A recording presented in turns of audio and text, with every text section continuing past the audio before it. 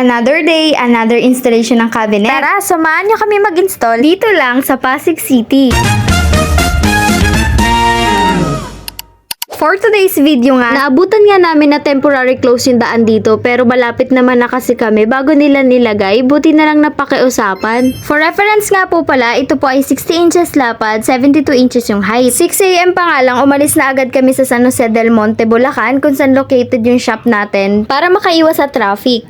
Malapit lang naman to at hindi naman malayo dun sa mismong bahay ng customer kung saan nakapark yung sasakyan natin. As you can see, color white nga yung kulay ng cabinet natin dahil ito yung mas preferred ng customer na babagay dun sa loob ng kwarto nila. So, sinimulan na nga assemblein yung cabinet. Dapat dun kami sa kwarto mag-a-assemble. Kaso nga lang nauna i-deliver yung kama nila. Kaya dito na lang kami sa sala since maluwag din naman. And syempre, hindi natin pwede kalimutan yung bolts and nuts para masiguradong matibay yung cabinet natin. Hindi pa nga to tapos totally pero napakaganda talaga. Kung makikita mo sa personal, simple lang siya pero napaka-elegant tignan. Kung mapapansin nyo guys, meron silang parang hinahanap or kinakapa. Meron na po kasing nilalagay yung 4-day furniture na mga abang na butas para madaling ma-screw at saka malagay yung bolt. Para hindi na rin mag-consume ng oras yung pagbubutas or pagbabarena dito sa cabinet. After nga ma-assemble, tinayo na rin nila to para malagyan ng backboard. Pero bago nga yun, pinamerenda muna kami ni Ma'am and Sir nitong banana cue at saka ng coke. Maraming salamat po. Di ko na video pero bago kami umuwi, pinag-lunch muna kami ni Ma'am and Sir. Maraming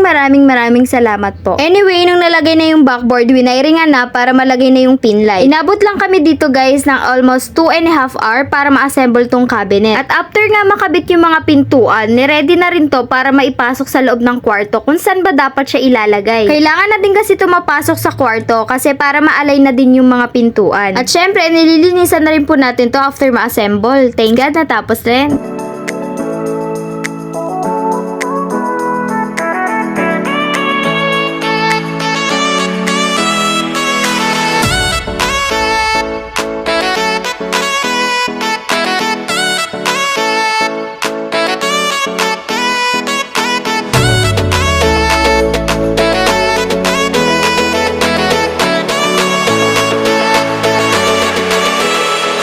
Please don't forget to like and follow our page and don't forget to share this video. Thank you for watching!